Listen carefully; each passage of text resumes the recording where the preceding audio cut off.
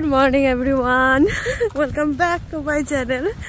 আজকে ভিডিওটা বাইরে থেকে একদমই শুরু করছি না, আমি আমার বাড়িতেই আছি, বাড়ির নিচে রয়েছি। এই জায়গাটা তোমরা দেখতে পাচ্ছ, রাতে স্নোফল হয়েছে, তারপরে কি সুন্দর হয়ে গেছে। এখনো স্নো পড়ছে, ক্যামেরাতে ধরা পড়ছে কিনা আমি বুঝতে পারছি না অতটা, বাট আমি তোমাদের দেখাই।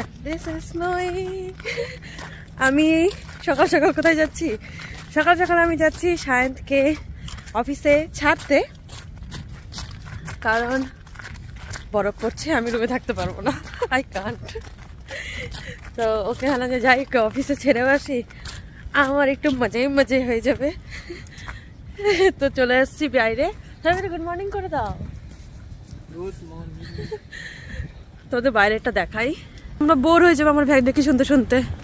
এই দেখো কত বরফ পড়েছে, কালকে রাতে প্রচুর স্নোফল, আজকে সারাদিন স্নো পড়বে, পুরো হোয়াইট হয়ে গেছে, জাস্ট ওয়াও। আমার লাগবে না, তুমি যাও না, না তুমি বাসে যাবে না, আমি তো এখানে থাকবো কিছুক্ষণ। এ আরো জোরে পড়ছে এখন স্নো।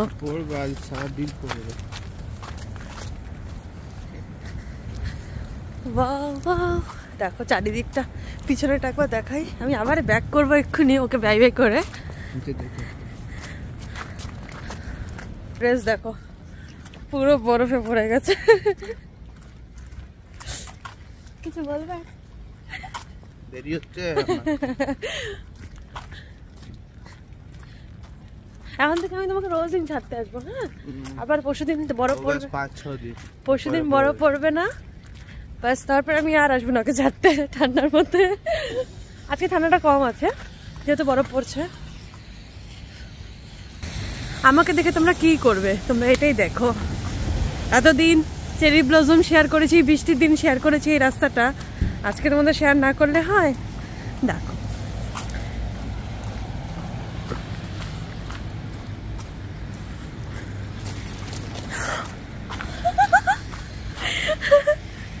পাতাগুলো না একবার না গাছ নড়িয়ে দেবো। হ্যাঁ, রিলস বানানোর সময়। হ্যাঁ, ওয়াও, এইদিকে বেশি স্নো পড়েছে। অ্যাকচুয়ালি সায়ন্তের অফিসের ওখানে আরো বেশি স্নো পড়বে, আমাদের এইদিকে অতটা পড়েনি, কিন্তু ওই অফিসের দিকে আরো বেশি পড়েছে। হ্যাঁ দেখো কত বরফ, কত বরফ। হ্যাঁ বরফ, ডিং ডিং।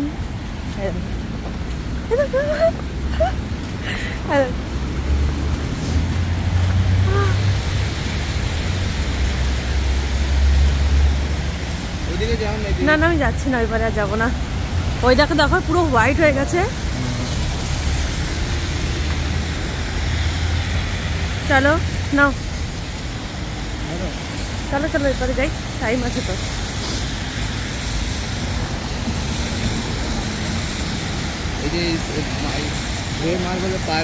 ওকে, ট্রাফিক লাইটে জুম করে দেখো। হ্যাঁ ট্রাফিক লাইট জমে গেছে দেখো, আর এই দেখো পোলগুলো সব জমে গেছে, পুরো স্নো পড়ছে না।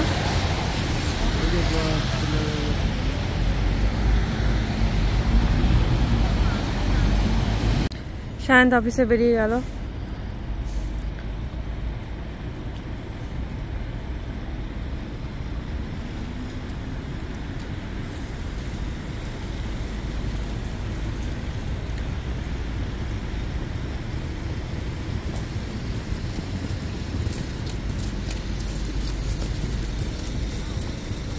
পরিস্থিতি ভয়ঙ্কর, লোকজন হাঁটতে হাঁটতে পারছে না। গাড়িটার উপরে দেখো কি অবস্থা বরফে। স্নোফলটা বেড়ে গেল এখন, আকাশ অলমোস্ট ক্লিয়ার, কিন্তু বহু স্নো পড়ছে।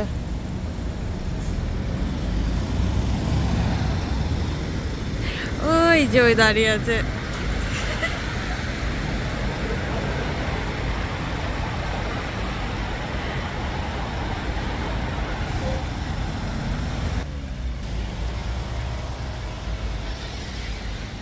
আমার বিল্ডিং এর নিচে এই জায়গাটা তো তোমরা দেখেছোই, স্প্রিং সিজন দেখিয়ে দিলাম, অটাম সিজন দেখিয়ে দিলাম, এখন উইন্টার সিজনে স্নোফলও দেখিয়ে দিলাম তোমাদেরকে। মানে এত সুন্দর একটা ব্যাপার। দেখো এই গাছগুলোই চেরি ব্লসমে ভরেছিল। আমার পুরোনো ভিডিও দেখলে তোমরা মনে পড়ে যাবে এই জায়গাটা। এই গাছগুলো চেরি ব্লসমে ভরেছিল আর ওই পাশের গাছগুলো চেরি ব্লসমে ভরেছিল। আর আজকে দেখো চারিদিকে শুধু স্নো, শুধুমাত্র কালকে রাত্রে বরফ পড়েছে আর আজকে সারাদিন বরফ পড়েছে। চারিদিকটা কি ভীষণই সুন্দর হয়ে গেছে। আমি দেখাই তোমাদের একটু ভালো করে, এই হাতে দেখো পুরো বরফ, পুরো ঝুড়ে ঝুড়ে বরফ দেখো। কি ভালো লাগছে দেখতে।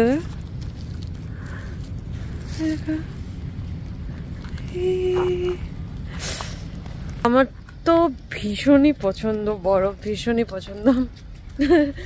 আমি শায়নকে বাই বাই করে দেওয়ার পর এখনো আধা ঘন্টা হয়ে গেছে আমি এখানেই ঘুরে বেড়াচ্ছি।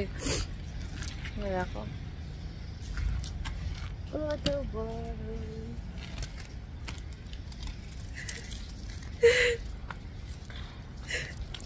স্নো পড়াটা এখন বন্ধই হয়ে গেছে, দেখতেই পাচ্ছ চারিদিকে আর বরফ পড়ছে না।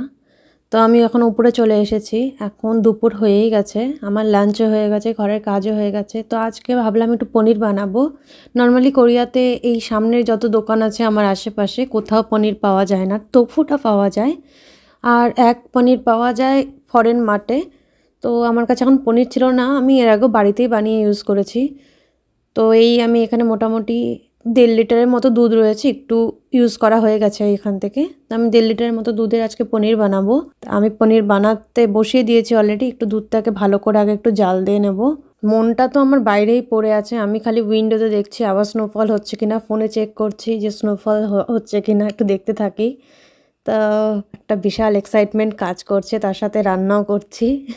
আসলে এত তাড়াতাড়ি স্নোফল হওয়ার কথা ছিল না, বাট হুট করে টেম্পারেচার ডাউন হওয়ার ফলে মানে আজকে আর কালকে, গতকালকে এত বেশি স্নো পড়েছে। আবার এই পুরো নেক্সট 2 উইক 3 উইক আর স্নোফল দেখাচ্ছে না, মানে এই দুদিনই যা স্নো পড়বে।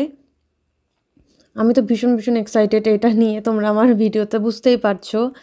তো যাই হোক, এখানে আমি দুধ বসিয়ে দিয়েছি। তো দেখো ভালো মতো ফুটিয়ে নিয়েছি দুধটাকে আমি। এবার এর মধ্যে আমি 1.5 চামচের মতো ভিনিগার দেব, 1.5-2 চামচের মতো। তোমরা চাইলে লেবু ইউজ করতে পারো, বাট লেবুটাকে ডিরেক্ট ইউজ করো না, জলের মধ্যে মিশিয়ে দেন ইউজ করবে। তো এই দেখো কি সুন্দর ছানা কেটে গেছে পুরো দুধটা থেকে। এবার একটাই সাদা রুমাল ছিল আমার কাছে, এবার এর মধ্যে আমি পুরো ছানাটাকে ভালো করে জল ঝরিয়ে নেব। আমি সাইডে একটা নর্মাল টেম্পারেচারে একটা জল রেখেছি যাতে একটু ধুয়ে নিই, কারণ ভিনিগার দিয়েছি তো একটা হালকা টক টক টেস্ট আসবে, ওই জন্য আমি একটু হালকা জল রেখেছি পাশে। ও একটা কথা বলা হয়নি, দুধটা ভিনিগার দেওয়ার আগে আমি একটু নুন দিয়েছি, ফুটানোর পর তারপরে আমি একটু ভিনিগার দিয়েছি।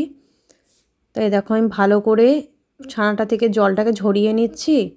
এবার ডিরেক্ট এখান থেকে জলটা ঝরে গেলে নর্মাল জলটা যেটা রয়েছে ওই জলে ছানাটাকে একটু ভালো করে ধুয়ে নেব। ছানা থেকে ভালো করে জলটাকে ঝরিয়ে নিতে হবে। কি ভীষণই গরম, আমি ধরতে পারছি না, তাও চেষ্টা করছি রুমালটা থেকে যেন জলটা খুব ভালোভাবে ঝরে যায়। ভীষণই গরম, এত ধোঁয়া বেরোচ্ছে দেখতেই পাচ্ছ। এবার এটাকে খুব টাইট করে পেঁচিয়ে আমি এই জলটাকে একটু ঝরিয়ে নেব। তারপরে নর্মাল জল যেটা রেখেছি পাশে ওটা দিয়ে একটু ভালো করে এটাকে ধোবো। এটা নর্মাল টেম্পারেচার, বেশি ঠান্ডা না বেশি গরমও না। এবার এটাতে আমি খুব ভালো করে এটাকে ধুয়ে নেব। ধুয়ে আমি এটাকে কিছুক্ষণের জন্য রেস্টে রেখে দেবো যাতে পুরো জলটা ভিতর থেকে ঝরে যায় আর ছানাটা পুরো সেট হয়ে যায়। হাতের কাছে এই চপিং বোর্ডটাই আমার ছিল নতুন, দেখো এখন আমি সিলও খুলিনি, আমার অবস্থাটা দেখো। এটা দিয়ে আমি জাস্ট এটাকে চাপা দিয়ে দিলাম, 1-2 ঘন্টার মতো আমি চাপা দিয়ে রাখবো। তারপরে ওই 30 মিনিটসের মতো একটু ফ্রিজে ঢুকিয়ে রাখবো। এই দেখো ফ্রিজ থেকে বের করে নিয়ে এসেছি, কি সুন্দর পনিরটা হয়েছে, একদম পুরো টাইট হয়ে আছে, এখনও পুরোপুরি ঠান্ডা হয়নি। আমি জাস্ট বের করেছি, এটা একটু নর্মাল হয়ে গেলে নরম হয়ে যাবে একবারে। তো আমি এটাকে এখনই কেটে নেব, বেশি লেট করব না, কারণ আমার কাছে পনির প্রচুর ভেঙে যায়, আমি ঠিক করে কাটতে পারি না। তো ওই জন্য এখন শক্ত আছে, আমি ওইভাবে একটু কেটে নেব, কারণ ঠান্ডা থেকে নর্মাল হলে পনিরটা একদম নরম হয়ে যাবে। কিন্তু এখন আমার রান্না করার নেই, জাস্ট আমি তোমাদের দেখাচ্ছি কেটে, দেখো কি সুন্দর হয়েছে না পনিরটা, খেতেও খুব ভালো হয়। আমি নর্মালি কী করি, যেদিন আমার পনির রান্না করার থাকে আমি সেদিনই বানাই, একদম রাতে রান্না করে নিই, আমি আর এক্সট্রা করে স্টোর করি না। তোমরা চাইলে স্টোর করতেই পারো। তো পনিরটা কাটছি আর বাইরে দেখছি অলরেডি স্নো পড়া স্টার্ট হয়ে গেছে। তা আমি এখন একটু ফটাফট পনিরটা কাটবো আর নিচে দৌড় দেবো। কোরিয়াতে তো চারিদিকে বরফে জাস্ট ভরে গেছে, মানে আর থাকা যাচ্ছে না রুমে।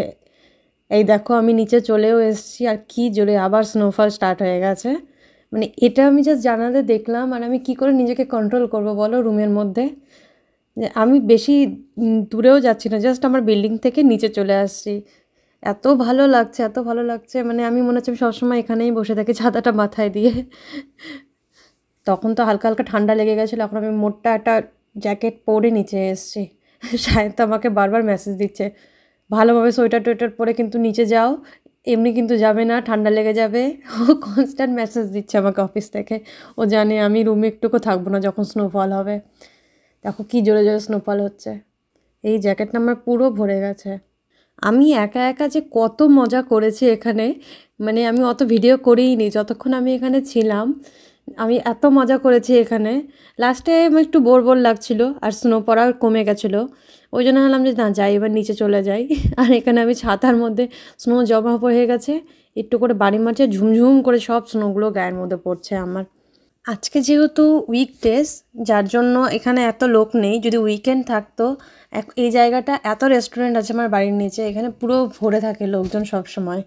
তো যার জন্য উইকডেজ এই টাইমটা তো একদমই থাকবে না। কিন্তু এটাই যদি 6টার পরে হতো, আমি যদি আসতাম নিচে, তাহলে তোমরা দেখতে পারতে মানে সবাই সবার ডগসদেরকে নিয়ে এসছে, প্লাস আদার্স লোকও এসছে, সবাই এনজয় করছে। আমি তো আশেপাশটা পুরো ঘুরে আসলাম, মানে এত ভালো লাগছে চারিদিকটা দেখতে। যাই হোক, কথা বলতে বলতে রাত্রি হয়ে গেছে। তোমাদের সাথে আর পনিরের তরকারিটা একটা নর্মাল ঘরোয়া সবজি বানিয়েছিলাম পনিরের, ওটা শেয়ার করা হয়নি। সায়ন্ত অফিস থেকে চলে এসছে, পনিরের তরকারি বানিয়েছি আর হচ্ছে রুটি। এই হলো আজকের ডিনার। তো আর ভিডিওটা বড় করব না, আজকের মতো এতটুকুই। আবার দেখা হবে পরে একটা ভিডিওতে। ততক্ষণে যেন সবাই সুস্থ থেকো, ভালো থেকো। আর ভিডিওটি ভালো লাগলে লাইক শেয়ার কমেন্ট করতে একদম ভুলবে না। টাটা।